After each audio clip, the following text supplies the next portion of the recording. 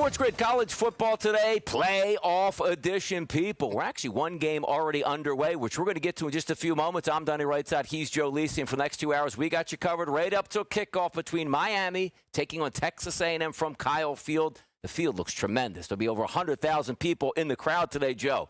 You know what else is going to be more than that? More than 100,000 people watching right now live for us right now. Yeah, baby. Yeah, let's they go. Last night, Come right? on. What a game. I mean, round one.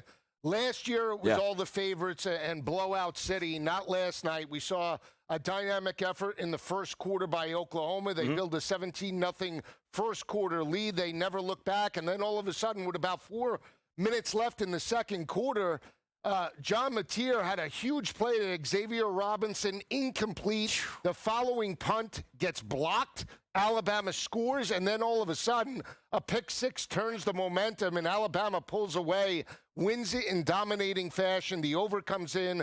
Oklahoma goes home, and Alabama moves on. And all the questions that for Alabama in the SEC championship game, Donnie, that couldn't be answered were answered last night. Dominant road effort by the Crimson Tide. We're going to get into that game in just a few moments here, but understand the stakes set today. 3 games, Joe. First game's going to kick off today. That's Miami and Texas A&M. Probably going to be the game of the day, then followed by back-to-back games where the group of 5 certainly gets involved in action. But I do want to say this. Like, the people out there, if you were watching that football game last night, and if you thought Mateer made the wrong, he should have ran for 6 yards in the first down. That's a touchdown. He threw a perfect ball to a running back that was dropped. That could have been a game-changing play. So, Joe, before we get to those games this afternoon and sort of give that preview, I do want to take a look at last night and also the lead up to it, because we had Alabama as a favorite roughly since that line opened up. Late action this week on Oklahoma. I actually thought, Joe, Oklahoma was probably the right move in that game. 17-0. How did Alabama get up off the carpet? Well, I mean, obviously defensive stops and momentum shifts. Turnovers always create momentum shifts. We've seen it throughout the college football playoff. Oklahoma was in a similar spot basically in 2016 when they faced off against Georgia and Kirby Smart. They had an 18-point first-half lead. Second-half adjustments by Kirby Smart. Georgia allowed Sony Michel, Nick Chubb to pull away and win that ball game in double overtime. You have to maintain the momentum and seize the opportunity. And let's keep an eye out. The 2 weeks off, really, teams came out rusty. Alabama came out rusty. Oklahoma came out sharp. So that's what we want to see today. But you talk about momentum shifts, second-half adjustments. I mean, second half, Oklahoma was a dead and buried football team because of the turnovers, because of the lack of explosive plays in the second half. And again, Mateer made the right read. Xavier Robinson is a running back. He's not a wide receiver. He drops that ball. Could have been 24-7. Could have been lights out. I will say you could have gotten great value at Alabama at plus money once that happened, Donnie. And it was astounding trying to watch that game as it played out, because Oklahoma looked like they might drop the hammer, Joe, win that game by 4+ touchdowns early in the game. But the one thing that you do understand, you cannot make the easy mistakes to let the other team get back into the game, Joe. Like, you can't drop a punt when you're punting it. It's what's the equivalent? Shaquille O'Neal under the rim missing a layup? Joe, how does it happen? Well, we talk about specials. If you watch the first half with Alabama, I mean, Talty and their special teams, their punter were atrocious in the first half, gave field position to Oklahoma, and then Oklahoma gave it right back to Alabama with the drop punt. That was a huge momentum shift. But if Xavier Robinson does catch that football, Donnie, it could have been at least 20-7. You stop the bleeding at that point, but unfortunately, Oklahoma couldn't do it, and it's a 4-quarter game. So again, we got to monitor momentum shifts today. The underdogs did step up last night. We saw a lot of underdogs step up in the bowl season so far.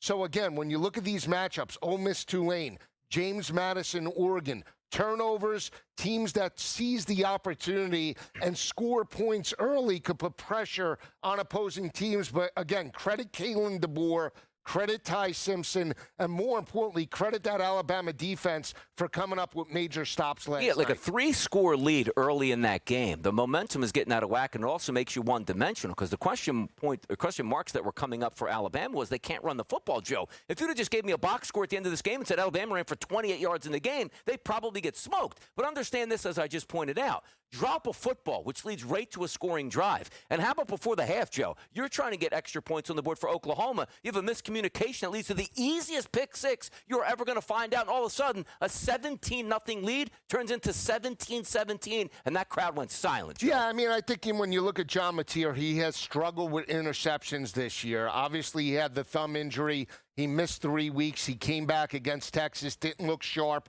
Prior to the injury, he was hitting and throwing for 303 passing yards per game. After the injury, entering last night, only about $194. But I will say he looked healthy. He looked sharp. He throws for 289.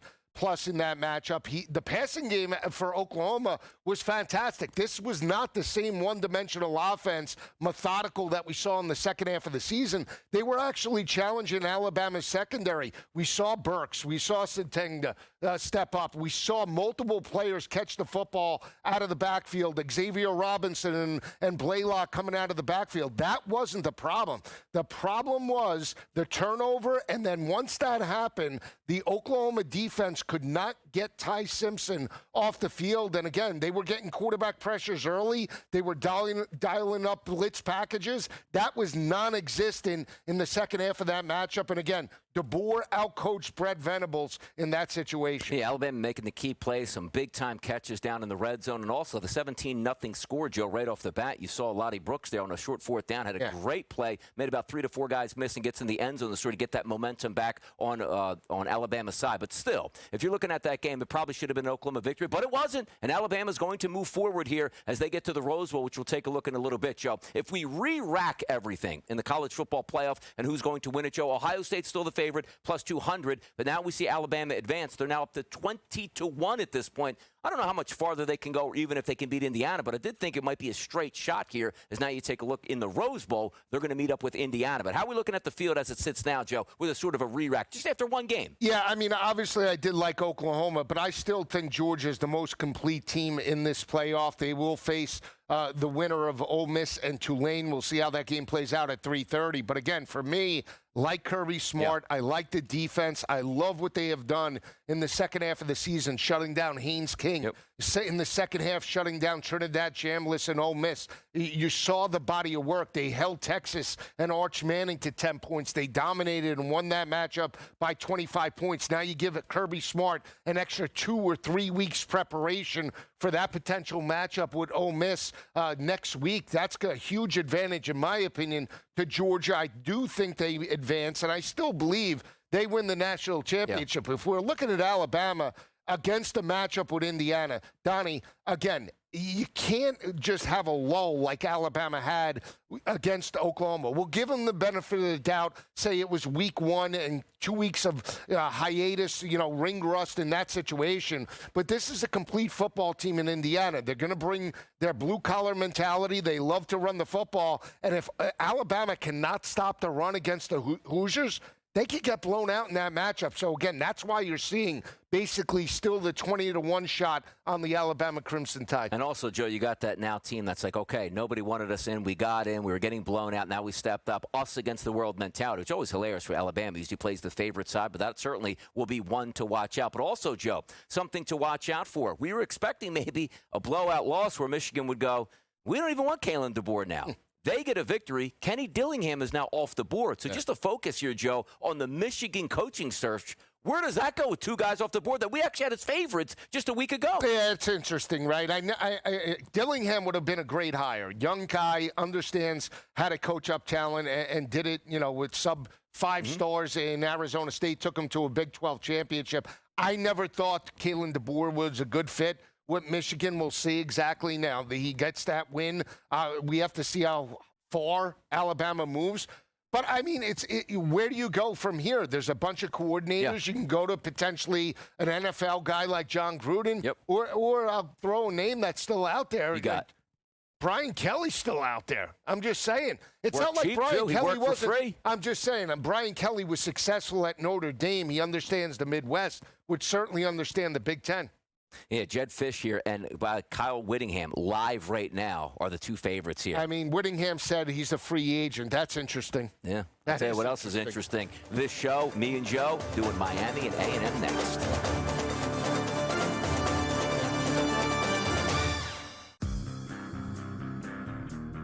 If I told you 25 years ago that you could bet $1,000 on whether or not the Miami Dolphins would go 25 years without a playoff win, that probably would have returned 10 mil, if not more. Oh, yeah. Like if you could do that on Kalshi right now or on Polymarket right now and pick any team you want. The Craig Carton Show, only on SportsGrid. Michael Jordan retired at the age of 30 in 1993. He missed the 93-94 season. Furthermore, he came back for 17 games in 1995 when he gave up baseball. And when I mean gave up baseball, he gave up baseball on March 18th and came back to basketball March 19th, which means no ramp up, no training camp, no nothing. Pro basketball today, only on SportsGrid. You ain't buying no tickets. Who isn't? You're not going I'm to saying these if I'm a games. fan. Of course I'm not. There's a fan. What's wrong with you? Yeah, but if you were a fan, I thought you were a fan of the Hurricanes. You're not anymore. They told me. I smashed told them you. to donate my tickets. Yeah, so I get it. But the fans travel. They have money, believe it or not. It's They amazing. don't. Well, somebody's in this got economy, money. in this economy, But they have money. I don't know. See what Kalshi says about the economy. SportsGrid's College Football Today. I see the Lions making it when it's all said and done. I talked to Brady Cannon about this. We were doing our show on Sunday night. I think the Bears are just a season early. I think they're a year early in their development. They are winning games, and they still have a negative point differential. The turnovers are keeping them afloat. That's just not sustainable when it's all said and done. Ben Johnson has done a fantastic job. Next year will be the year they truly take a lead. Newswire, only on SportsGrid.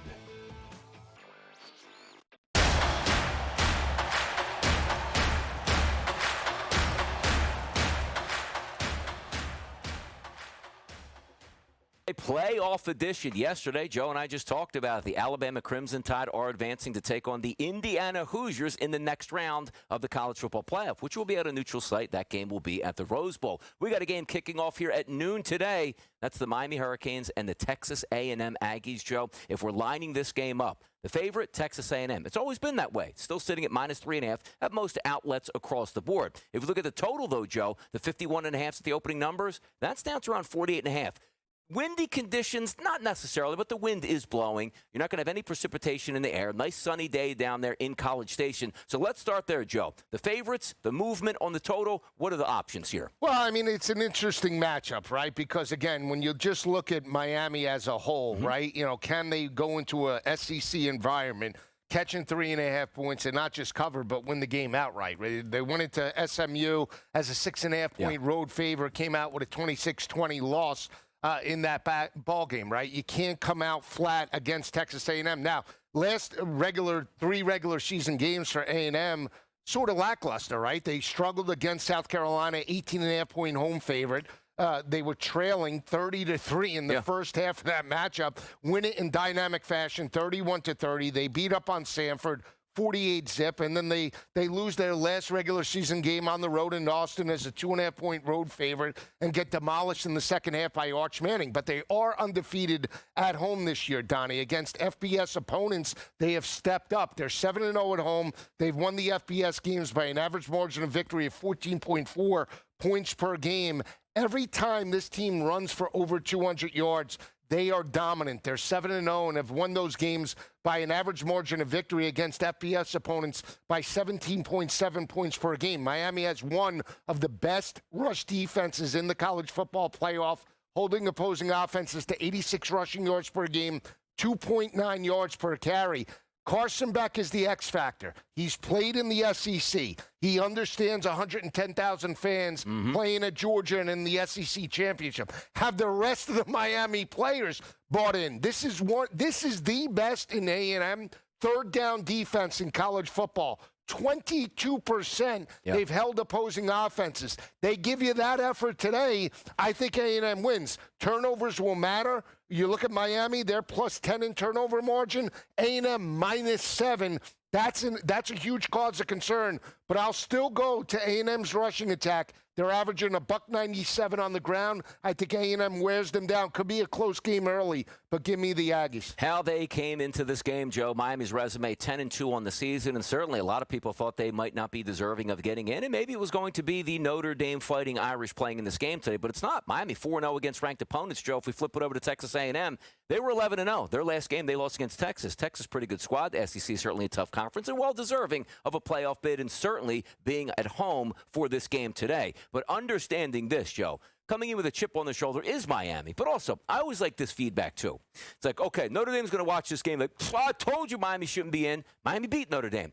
Oh, man, we were better than that. No, A&M beat you as well. So I don't care if there's any Notre Dame tactics here, like, regardless of how any team performs today, that Notre Dame should have been in the college football playoff. I don't buy it here. But I do think Joe brings up a very good point. It's not as if a Miami team that's in this mix every single year in high-stakes games. It's been a while since Miami played meaningful football outside of, okay, we made a bowl game, nobody shows up, we get blown out in a bowl game. Joe is right. Like, Carson Beck has been there in those big struggles here, been in big moments in SEC championship games here, and you can look forward to that and say, you know what? I'm not afraid to go in the Kyle Field today. No, I mean, and that's the thing. We've seen Carson Beck step up. The passing attack, I would definitely give the edge Carson Beck over Marcel Reed. Marcel Reed has been a little bit inconsistent. He's only completed about 62% of his passes. On the flip side, Carson Beck, 74%. But again, it is the other players. It's the young Malachi Toney. It's Mark Fletcher that haven't played in this big game type of environment. It's a 12 o'clock kick. It's 110,000 fans. And again, when you talk about Cassius Howell and that front seven of A&M, they are going to dial up pressure from multiple areas. Can Miami run the football? Miami's done a great job, right? 150 rushing yards per game, but can they stay in manageable third downs? Because if they can't, 22%, you're not going to convert that. Texas A&M, Donnie, has not allowed one opponent, and you could say that's the bottom half of the SEC, but not one opponent this year to convert more than 50% of their third down opportunities. That's where Miami is. They're right at 47%. They give you that type of effort. Most likely they're going to be within margin and potentially strike the upset. I just think I give the edge to Elko when we look at the coaching perspective, and I give the defensive edge and speed to Cassius Howell and that front seven, and that's why I like A&M. Yeah, super mobile quarterback there for Texas A&M, Marcel Reed. There's no doubt about it. Carson Beck, you know where he's going to be in that pocket. But understand this. You want to be at home, Joe, for these playoff games. It's a major advantage. And don't take anything about Alabama did it all wrong yesterday. Go on the road, get hammered, put the crowd into it, and then quiet the crowd down. It's not supposed to happen that way. Miami at Kyle Field, one of the ultimate home field advantages in football. The place is gigantic. The crowd is really loud. You can't go down double digits in this game and expect to come back and beat Texas A&M, Joe. So let's start for Miami today. If you are Mario Cristobal, you taking the football or you saying, you know what? I'm letting my defense try to set that tone. Again, I'm a big proponent of taking the football. If you believe in your quarterback and you believe in your team, I want to. Coaches will be like, we'll defer till the second. You might be down 21-0 by that point. If you believe you have the best passing attack and the playmakers to attack that defense over the top, I want to strike early. I want to put the pressure on the home team to match me and then give my defense a little bit of benefit. If you come out and all of a sudden Marcel Reed slices and dices your defense and you're down 7-0, all of a sudden it's not just Carson Beck, it's the younger players on the offense and defensive side for Miami that haven't been in this spot that you worry about. And I understand that A&M hasn't been in this spot, but they have played multiple SEC games. They're used to the crowd. They're used to the environment, and that's why I give the slight edge to the Aggies, Don. If we look at the total, too, not a lot of people were loving that total last night between Alabama and Oklahoma. Joe Lisi was loving that total and certainly saw that go over. And thank you at the half. We get 17-17. You're feeling in pretty good shape. How do we feel about this game down at Texas A&M where I honestly, Joe, I feel it trends towards an over. Like the 51.5 down to the 48.5, I technically don't agree with that. Do you feel it trends to an under in this game? I do, because I do feel that both rushing attacks will be critical for the success and win. When you look at Miami and Mark Fletcher averaging $150, they need to run the football. But A&M, every time they pound the rock, Donnie, for over 200, they're undefeated and have won basically by 17.7 points points per game. Ruben Owens and obviously Le'Veon Moss coming back. That's huge for the Aggies. I'll tell you, it's very rare. Looking at some of the ticket counts, Joe, we're almost 50-50 on the total. Yeah. You never see that. It's usually overwhelming advantage towards the over because people like to bet it. But we got a lot more football to come right here. It's CFT. It's a SportsGrid network. It's Donnie Rightside. It's Joe Lisi. Let's get to JMU and Oregon next.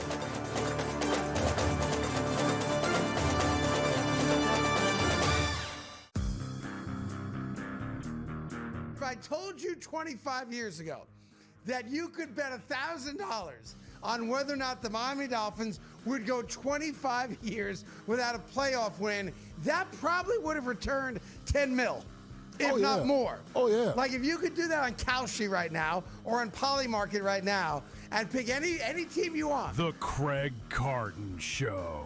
Only on SportsGrid. Michael Jordan retired at the age of 30 in 1993. He missed the 93-94 season. Furthermore, he came back for 17 games in 1995 when he gave up baseball. And when I mean gave up baseball, he gave up baseball on March 18th and came back to basketball March 19th, which means no ramp up, no training camp, no nothing. Pro Basketball Today. Only on SportsGrid.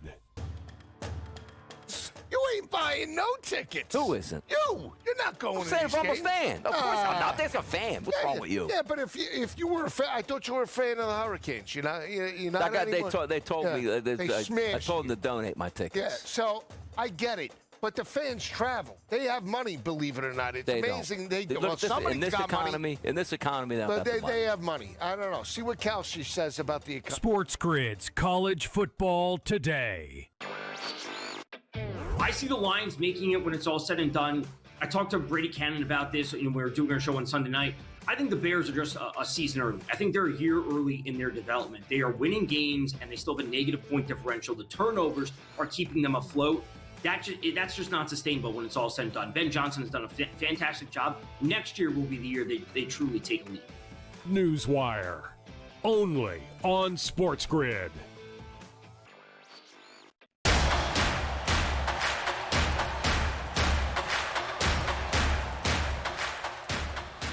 The Pacific Northwest today, we got another battle. By the way, this game's going to take place at 7:30 p.m. Eastern tonight. Prime time action. JMU goes, 3,000 miles out to the Pacific Northwest to take on Oregon. And this one, a heavy favorite, Joe, for Oregon. We saw that opening line around 20.5, give or take, depending where you're shopping at. We're now above at most outlets, 21s. The 21.5s were popping up yesterday. They're actually gone at this point. So let's just start here with the number itself and also JMU as a deserving participant. The one thing I like to say is I don't think they should be in, but it's not their fault. They did everything they're supposed to do to be in the college football playoff. Don't hold it against them, and here they are today. Yeah, Joe. their one loss came to Louisville. Since that point, they won 11 straight and won those games basically, Donnie, by an average margin of victory of 23.4 points per game.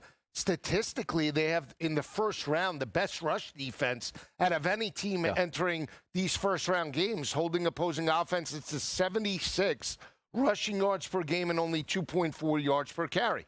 But you have David versus Goliath, right? Not only do you have to go in to a 3,000-mile trip, but basically you have to go up against the speed and physicality of Oregon and Dan Lanning, right? And Dante Moore and this explosive offense of Oregon that's averaging 38 points per game. They're balanced. They're rushing for 218 on the ground, 246 through the air. Defensively, they're only allowing 144 passing yards per game. And every time this Oregon offense pounds the rock for over 200 yards on the ground with knowing Noah Whittingham and those running backs, they are undefeated. Against FBS opponents, they don't just win, Donnie. They dominate 6-0. Their FBS wins every time they rush for over 200 by 32.4 points per game. They're laying 21.5 for a reason.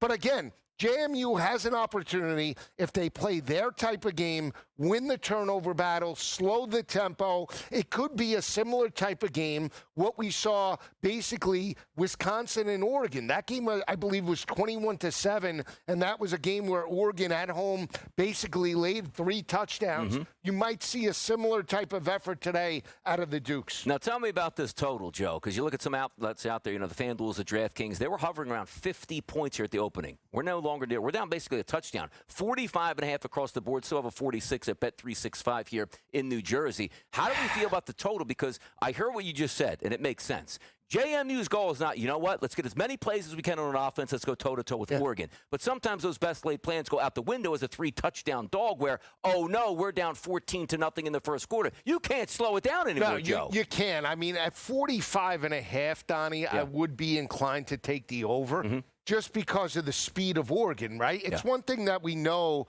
that JMU potentially, on any given Saturday, we saw in college football throughout history, 40-point dogs can cover and win the game outright. That's not what we're talking about. In this matchup, the speed of Oregon on the outside, the passing attack of Dante Moore could be 1 or 2 chunk plays where you're playing a 13-7 game. In 2 seconds, the game could be 28-7, and then it's lights out, and then all of a sudden you have an over on your hands.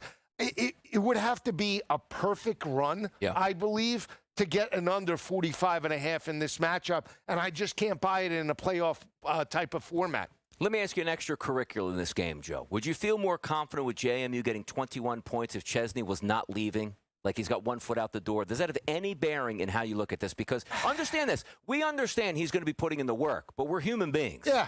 I mean, here's the thing. He's there, so that's important, right? Summerall's there for Tulane as well. I just think that I'd be more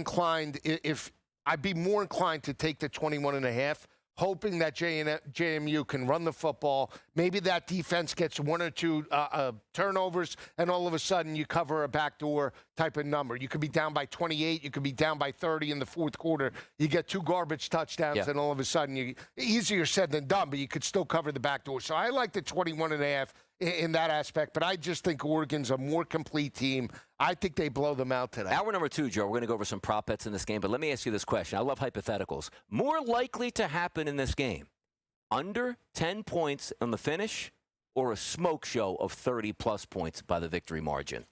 Oof.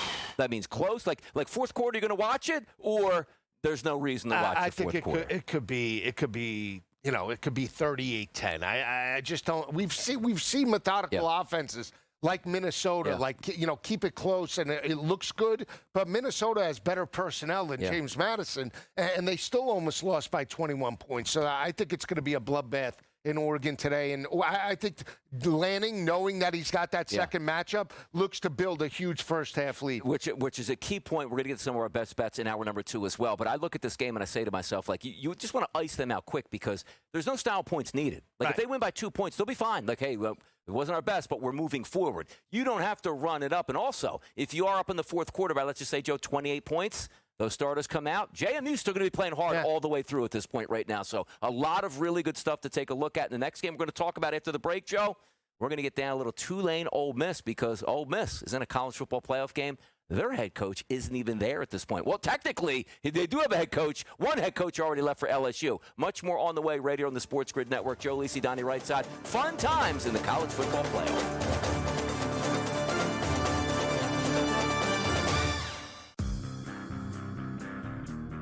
If I told you 25 years ago that you could bet $1,000 on whether or not the Miami Dolphins would go 25 years without a playoff win, that probably would have returned 10 mil, if not more. Oh, yeah. Like if you could do that on Kalshi right now or on Polymarket right now and pick any team you want. The Craig Carton Show, only on SportsGrid. Michael Jordan retired at the age of 30 in 1993. He missed the 93-94 season. Furthermore, he came back for 17 games in 1995 when he gave up baseball. And when I mean gave up baseball, he gave up baseball on March 18th and came back to basketball March 19th, which means no ramp up, no training camp, no nothing. Pro basketball today, only on SportsGrid. You ain't buying no tickets. Who isn't? You're not going to Say these if I'm a games. fan. Of course I'm not. That's a fan. What's wrong with you? Yeah, but if you were a fan, I thought you were a fan of the Hurricanes. You're not They told me. They I smashed told them you. to donate my tickets. Yeah, so I get it. But the fans travel. They have money, believe it or not. It's amazing. Somebody's got money. In this economy, but they have money. I don't know. See what Kelsey says about the economy. SportsGrid's College Football Today. I see the Lions making it when it's all said and done. I talked to Brady Cannon about this. We were doing our show on Sunday night. I think the Bears are just a season early. I think they're a year early in their development. They are winning games, and they still have a negative point differential. The turnovers are keeping them afloat. That's just not sustainable when it's all said and done. Ben Johnson has done a fantastic job. Next year will be the year they truly take a lead. Newswire, only on SportsGrid.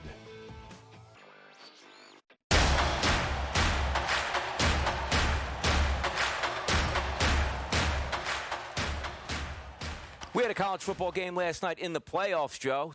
Winner, Alabama, 34-24 over Oklahoma. They are moving on. One of the crown jewels of the weekend. We figured we have two games that you thought would be close. And technically, we were looking at a blowout both ways last night, but we had an entertaining fourth quarter. That's the way it was. Miami's going to kick off at noon against Texas A&M. That game also expected to be close, 2.5s to 3s in the marketplace, and some 3.5s depending on where you're shopping at. Another one of those games, Joe, that we look at, don't fault Tulane. They did what they were supposed to do. They made the college football playoff. That opening line against Ole Miss, 16.5 is a favorite towards Ole Miss. Most numbers in the marketplace now, Joe, 17s and 17.5s. We still have a 16.5 popping up at FanDuel and a total of 56.5, which is now rising to 57.5. Points are expected, Joe. Before we get to the game itself, as we know, Lane Kiffin, not there. He's at LSU. But somehow his staff's still coaching this football game with a new head coach. How do we make this? What do we make of it? Yeah, so it's an interim staff, obviously veteran. Just let Lane Kiffin stay. Yeah, well, Charlie White. Well, the players voted. Get him out? No. Oh.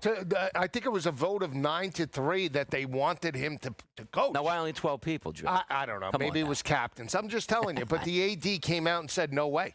So 2/3 of the locker room basically were in favor of having Kiffin coach in the college football playoff. The AD said absolutely not because SEC, rival, in conference, no way do we want him on the sidelines representing the Rebels in this type of matchup. But Pete Golding is a veteran DC, coached under Nick Saban and multiple dominant head coaches in the conference and in college football. And Charlie Weiss Jr. is the offensive play caller. The problem that I have in this matchup, when we just look at the Lane Kiffin factors, the preparation, the game plan, Pete Golding and Charlie Weiss taking on the responsibility of the head coach and just having the team mentally and physically prepared in this type of environment, we've seen interim coaches sometimes struggle. And in this matchup, where they dominated Tulane 45-10 previously, that is the expectation, right? And that is the cause of concern because Summerall's on the opposite side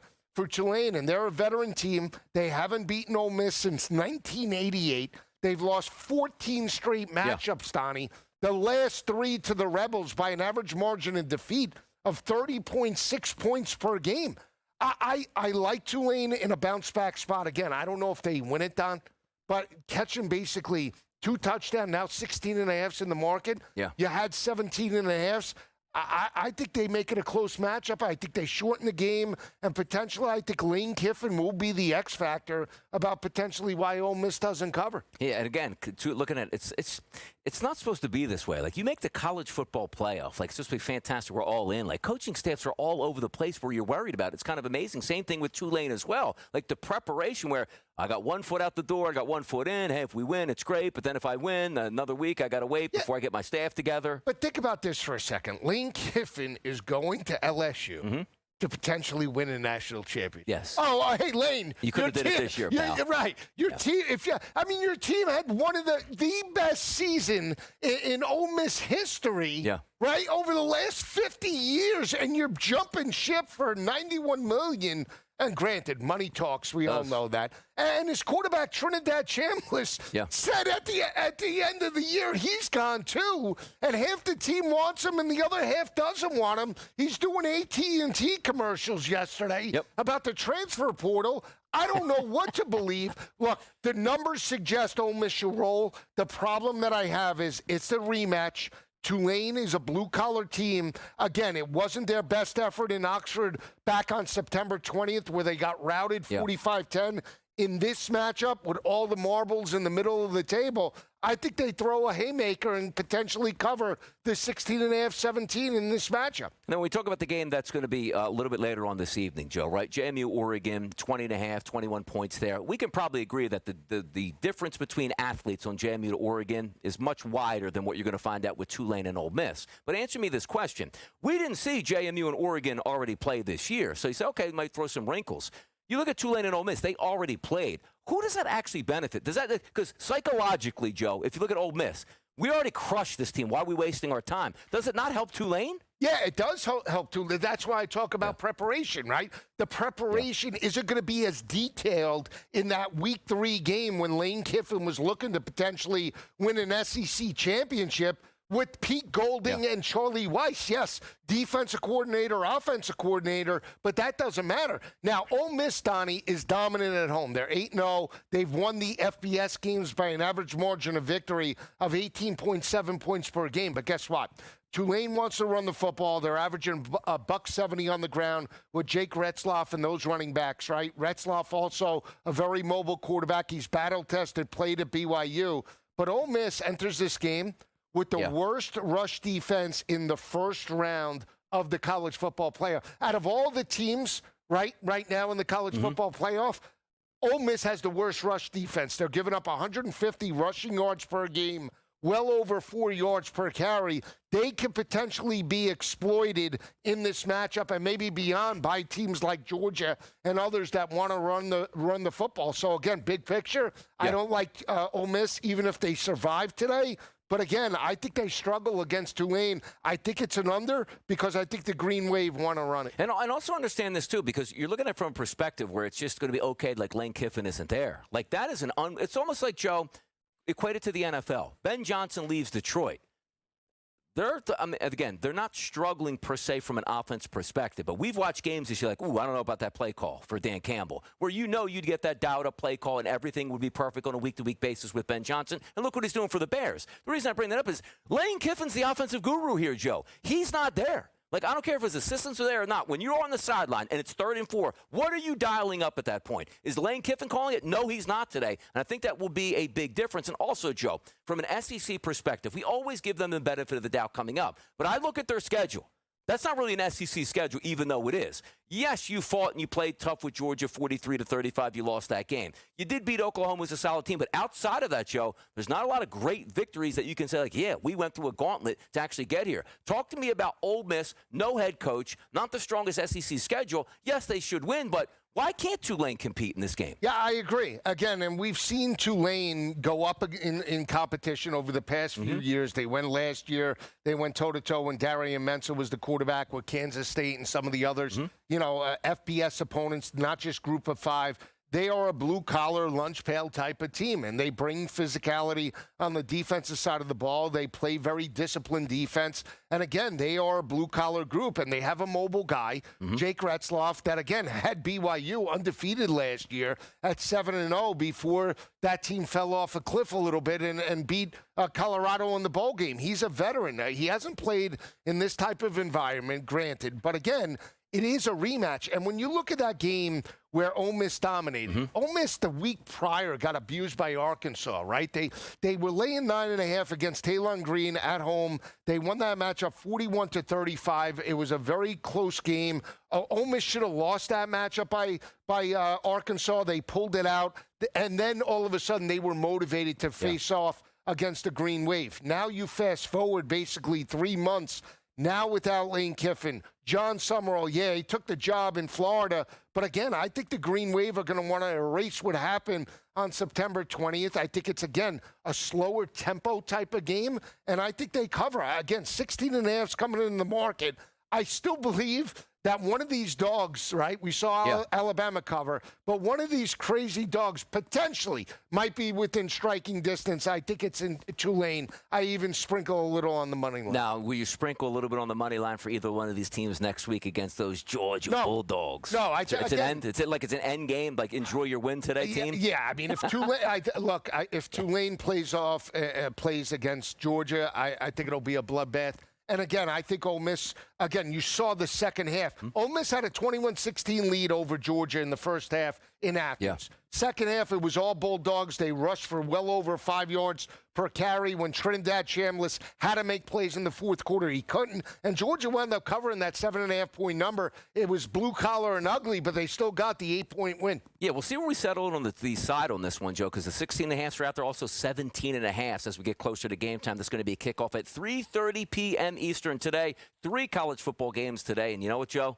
Let's get that expert analysis. You know who's coming on next with us? The coach? Coach Terry Bowden. Let's get that expert analysis here to see who's going to win, who's going to lose, but more importantly, how do these teams get prepared to take flight for a battle today? 3 games on the docket, starting at 12. Can't wait for it here. We'll be right back after this short break.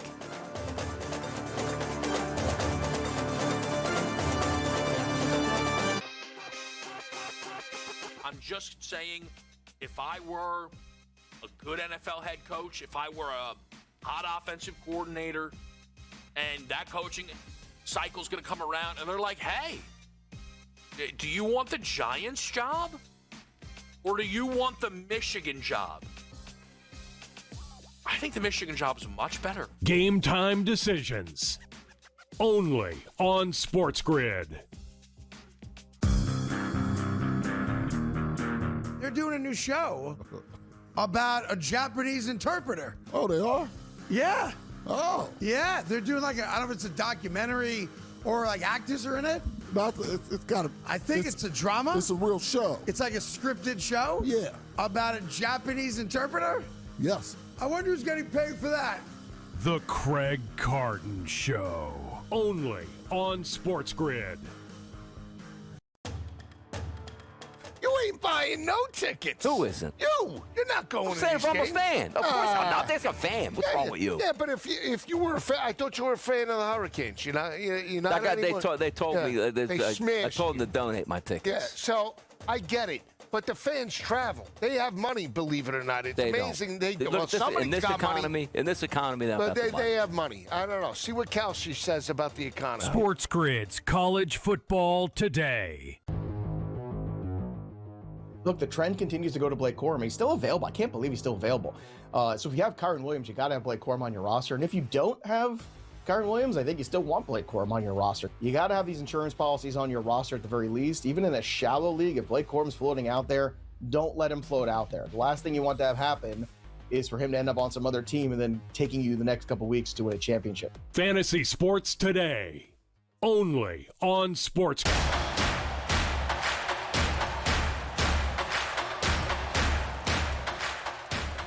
SportsGrid College Football Today, playoff edition. 1 playoff game last night, 3 more today. It's Donnie Rightside, it's Joe Lisi. Now we bring in the coach, Terry Bowden, here for that insight we need to find out how these teams are going to maneuver today, Coach. Championship Saturday, how are we feeling today? Well, I tell you, that caught me off guard last night. I was on SportsGrid at halftime of the game with Gabe last night saying, boy, I feel good about my pick on this game. In the second half, it totally went the other way. But it makes sense. One team handled adversity when they fell behind. The other team did not handle adversity when the other team began to catch up. It's unbelievable, Coach, too, because you did everything wrong for Alabama. You go on the road in a crazy environment. You get down 17-0. That crowd is in full throat. And then all of a sudden, you flip the task. And you're right about this. Sometimes it has to start. That little snowball turns into an avalanche. You drop the snap on the punt. It gets blocked. Next thing you know, we're tied up at the half. How did you feel about Alabama coming into that football game? Because for me, it felt like it was probably going to be more Oklahoma. And everybody looked like geniuses early. But my goodness, man, credit the Alabama kids and coaching staff for never losing faith in that game. Exactly right. And they've kind of done that this year. They are big at winning games against top 4, top 5 teams. But again, it's all about handling adversity because really it was only, a point and a half game spread. So it wasn't expected to be a big game win. And the surprise was the Oklahoma offense early was the surprise, the mix of the run and the pass material, throwing the ball and then running material like they did. But Alabama handled the adversity. But you talk about the basics of the game, the fundamentals, kicking game, muffed punt, that led to 3 points. 2 field goals missed, that's 6 points by the Lou Groza Award winner. A pick 6 that came in off a missed assignment and giving up an explosive play touchdown. That's plenty more than what they lost by. So really it was a game where Oklahoma should have won the game. I think they were still about a point and a half better, but Alabama handled adversity Oklahoma did not. They imploded when it became adverse, when they began to panic over the score change, and you could just see it happen. So right now, Kalen DeBoer's on top of the world, and all of a sudden Venables is on the bottom, because you don't get to forget about that loss with the next week's game. You got it the whole off season at Oklahoma. Yeah, we'll see exactly what happens with Brett Venables next year, Coach. He's definitely on the hot seat. He should have won that matchup last night in Norman. 12 o'clock kick in College Station, Kyle Field. You talk about turnover battle, right? Miami enters this ball game +9 in turnover margin. On the flip side, Texas A&M at -7. Marcel Reed going up against Carson Beck. A lot of pressure on Mike Elko and the Aggies. How do you see this game playing out? Well, you identified the major way in which Miami can win this game: turnovers in big games against similar talented teams. Who's going to not turn the ball over? Who's going to play a clean kicking game? And so this is where Texas A&M could lose this game. I've got them being a favorite to win it and cover because of Kyle Field and how hard it is for someone to go in there and play. And Miami plays in a very emotionless stadium. They play at a place where nobody gets excited about football, it seems. Even back when they were winning championships, the stadium would not be filled. So it's going to be an environment hard for them. And the key for Miami is, and they run the ball pretty good, but they've got to run the football. If they don't run the football, as you know, 41 sacks, tied for #1 in the country, #1 third down defense at Texas A&M. If you get in too many third down situations, Carson Beck is not a scrambler. He can't scramble and get away from things, so they've got to run the football enough to keep him out of third and long situations. 3:30 today, Coach. Tulane's going to take on Ole Miss. Just some interesting characteristics about a playoff game, which you have two coaching staffs basically in flux. But we'll see them today at Ole Miss. 16.5 to 17.5 in the marketplace right now as a favorite for Ole Miss over Tulane. A total around 57.5. These two teams played earlier in the season, Coach. How do you think that factors into this game? Well, I mean, and I heard Joe talking. He's kind of feeling like Tulane might be there, and they are plenty good. They are a good enough team, but I just feel like the talent will take over. And Ole Miss has been so destined this season. They have found a way to win and win big. They've got the second team all-conference quarterback, the first team all-conference running back, and the talent level takes over here. And I think they have so much to play for. I don't think their team lost vision on what they wanted to play for because of where they come from and where they plan on going. In a lot of ways, Tulane, just to make it to the playoffs, and then when your head coach has got 1 foot in the door, 1 foot out the door, half the coaching staff wondering if they're going to be at Florida or be looking for a job next year, and players picking up and things like that. I just still think a home game for Ole Miss, so much to play for. They've still got their defensive coordinator. They've got their offensive play caller. I still see their talent being too much and them being able to cover on this game as well. Coach, I did want to bring up the Lane Kiffin aspect of that game with Golding and Charlie Weiss Jr. We know they're coordinators. Preparation for an interim staff. Walk me through that. What does that look like, especially in a college football playoff environment? Well, I think Lane Kiffin's got to get the interim staff, got the staff coming in, but I think most of the coaches at Ole Miss, it's an audition again. They're out there playing for their jobs. They're even showing they can do a good job to keep their job at Ole Miss because they probably know if they're going to LSU or not, or know whether he's going to take them. So they're making sure they don't get replaced. So I think there's so much incentive that they'll have no problem getting ready for this game. Strategically, the play caller and the defensive coordinator is there. Most of the position coaches, they're all still there. I don't think there's any animosity. I think the players would have been fine if Lane Kiffin could have gone back. Some said yes, some said no. But I think they have a goal in mind, and they know that this is not just a game that's going to be easy because they beat this team before. They want to go and see how far they can go in the playoffs. So I think the staff won't be too much of a trouble. I think everybody will be more auditioning at Ole Miss as opposed to worrying about their job. Taking a look at 3 games today, Coach. The first one, Miami versus Texas A&M. Game number 2, Tulane versus Ole Miss. The nightcap tonight in the Pacific Northwest. JMU's going to travel to Oregon as 3 touchdown underdogs. And the total that's crashing, Coach, start around about 50.5-point range, down to 45.5 at some outlets here. How do we feel about the heavy advantage Oregon has today at home? Well, I just think Oregon's got the talent difference, too. Again, I really love home field advantage. That's an incredible place to play. Autzen Stadium is an incredible place to play. great home field advantage. I think Oregon's probably the sleeper of the 12 teams. They're one of them that's getting no attention. I love the way they play. The Sun Belt is one thing. The Big Ten is something else. They lost one game to the number one team, and I think they're going to play well. That's going to be an environment those players at James Madison are not ready for. It'll be interesting to watch it play out. Certainly, Coach, 3 games on the docket today. 1 college football game down yesterday here. Oh, do we have any shockers today, Coach? Give me a shocker. Like, what's your shocker today? Well, I think Joe picked it right. Tulane has enough of a staff together, a head coach that knows what he's doing. Tulane could make this game interesting because Tulane, Ole Miss, thinking about last year's game. There's Coach. He knows what he's talking about. We'll be right back after this short break.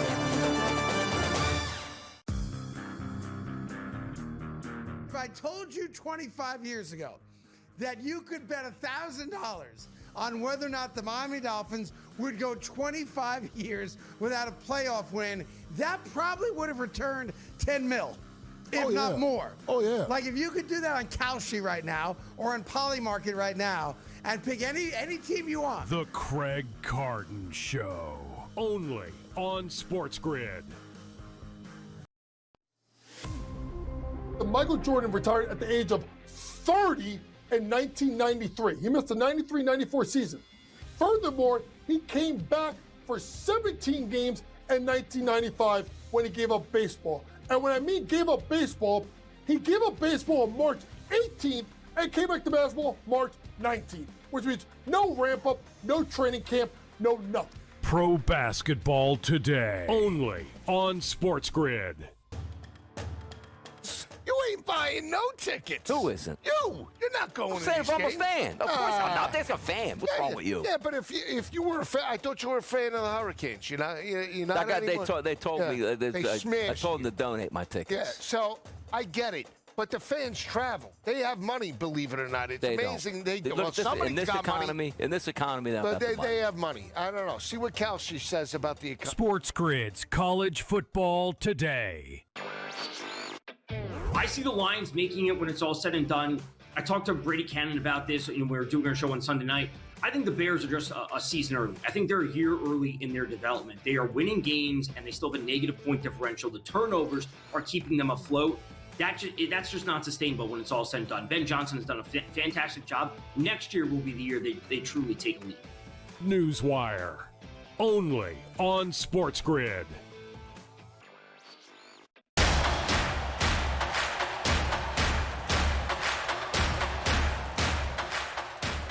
It's that time of the show that we love, Joe. It's called the Rat Pack here. And by the way, let me preface this by saying we got college football playoff games. They matter. The Rat Pack, Joe, should be designed for every single bowl game outside of the college football playoff. Meaningless. Meaningless, come Joe. on. Let's come ruin on. their economies of the local towns. Pull these games away. Stop. Come on. I mean, the bowl games are great. I mean, you could at least. Why aren't they good? No, there's. You like baseball. If you had an opportunity, fantastic. You bet on that dopey tournament that they play with. No, I don't. I hate that. Yes, the you WBC do. is awful, by the way. Horrible. So now you're already one strike down. It's already horrible. Dopey but tournament. Understand this. Like you bet on the NBA, that dopey tournament that the Knicks won. Yeah. Yeah. I didn't watch it, though. See? There you go. Now, here's what Joe, so we have New Year's resolutions. Your New Year's resolution be just give up bowl games altogether. No. Like, don't watch a single bowl game on New Year's Day. Can you do it? Outside of the college football playoff? Absolutely not. What are you going to enjoy? Well, I watch all the bowl games. Not the ones like I missed yesterday's because I was Christmas shopping. But you'd rather go Christmas shopping than watch the bowl games. No, I'll keep an eye. But as we inch closer to now, you went Christmas shopping. Like, hold on, real quick. We're going to get in these Rat Pack games. There we go. You didn't just go online? Like, you actually went up to the mall? No, I actually was at the mall yesterday. Yeah. I like to see people, Donnie. I don't know about that. I do. I'm a people person. You are a people person. Let's get to some of the people playing in the football games coming up, Joe. This game, not today, not tomorrow, but Monday, 2 o'clock. I don't mind the afternoon games. Maybe put it on, take a nap toward it here, Joe. Washington State, Utah State. Rat Pack City, -1.5 is a favorite, and a total of 49.5. Washington State, they got kicked out of their own conference, Joe. Should be kicking them out of bowl seasons. Stop. How about that? Come on. Will you stop? Now, Utah State has played in this bowl game before. I actually played against Coach Bowden when he was at Akron years ago. But I like Washington State. Again, they went toe-to-toe with James Jordan Madden. Love? What? Utah State, Jordan Love? Where did he go? Was he Utah State, Joe? No, you're confused. Yeah, he might have been, yes. Yeah, but was he the quarterback against Akron? I don't know if he was. We'll look at it in the break. But Washington State, you look at their body of work. They lost 24-20 to James Madison. They lost by 3 points in Oxford to Ole Miss. I like this team. Again, blue collar. I'll take the 1.5 points. I do feel the 49.5 is a little bit light, Donnie. I do feel we get points aplenty. So give me Wash State and the over in this match. Now, how about a team that's not going to be invested, Joe, next week at 2 o'clock on the 23rd here? You're getting around the holidays here. Toledo is going to take on Louisville. This line actually dropped, Joe. -8.5. I'm now seeing 6.5 at some outlets. We're putting our money on the Rockets here? No, I think Louisville. Blowout City? I think Louisville absolutely smashes them. I think Jeff Brom and this team are more physical in the rushing attack. I do feel that Jeff Brom in this spot steps up, and I think they need to build momentum in this ballgame. I like their defense over Toledo. I think Toledo gets pushed around, especially in the run game. Could be a huge day for the running backs of Louisville. Again, I would lean to the under just because I think Louisville's defense can contain Toledo. We've seen them erratic, especially in the second half of the season. Give me Cards and the under in this matchup. And now, there is a rite of passage here, Joe. I like to take this special dispensation on one game. You're allowed to play on Christmas Eve. Oh, so go ahead. Okay, so we're going to let this roll through because, hold on, when I was growing up, which, again, was a lot later than when you were growing up, because your age difference. The people don't know. I look younger than you. I don't know about that. Yeah, the people do know. Put a poll up, I think. Could be. We will put a poll. Put it up on couch. But do you remember growing up, or at least like in your teen years? Yeah. There was nothing to watch on Christmas Eve. No, it was, but the, I best, like it was the best of ESPN. But, Donnie, I like the old Hawaii Bowl. Back when it was at the old stadium. Yeah, when they used to play the Pro Bowl. Yeah. Okay. I like that. The newer one, I'm not a big fan of. Too small. Yeah, it's just not There's no history in it, Joe. Yeah, I remember one time when Houston played, they had like the wind coming up. It was like a monsoon, and all of a sudden, all the garbage was coming up. It was blowing, and the Houston Cougars put up, I think, almost 70 points in that matchup. That was back in the day. Cal. 1.5 point line, Joe. Hawaii. Close. No Justin Wilcox. He got chopped. Timmy Chang and this team playing in the home stadium. Now, how did the guy get chopped, Joe? What do you mean? Give me an answer. Why? Well, how'd they make a bowl game? How'd they make a bowl game? Yeah, but Donnie. Come on, that's what I'm saying. This Donnie, is my point. I'm proving, Joe. They lost to Stanford and an interim coach, Frank Reich, right after that. So what? They did, and then they sent him to Hawaii. You know who was Darth Vader? Who? Ron Rivera. That's true. He might be coaching in this game. I think Ron still has the itch to coach. He stinks too. Give me Hawaii and give me the over. You got to bet the over on Christmas Eve. 52.5. Yep. Both offenses could cook. Look, you can make all put up points. All the money, Joe, you spent on presents can be made back in that Hawaii Bowl. That's it. And by the way, how's Hawaii get there every year? There's probably a year they put them in there with 3 wins just because they had to be in there. They play an extra game. That's why. Just to make sure? Because of the travel with the logistics. Hawaii's allowed to play 13 games as opposed to other schools. By the way, New Mexico, Minnesota, Joe. Any quick thoughts on that one? The day after Christmas. Yeah, I like Fleck in a bowl. He's got a dominant bowl record. I like P.J. Fleck in this spot. Do feel we get over the total with Lindsay and the crew. Hour number 2 coming up right here. College football today on the SportsGrid Network. Miami, Texas A&M. Props, picks, and much more. Come on back, people.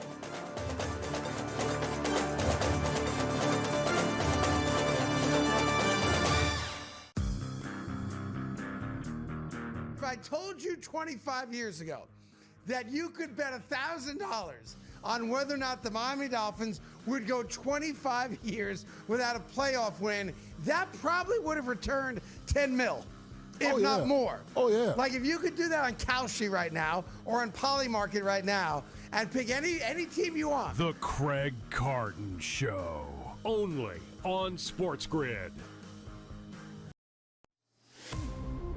Michael Jordan retired at the age of 30 in 1993. He missed the 93-94 season.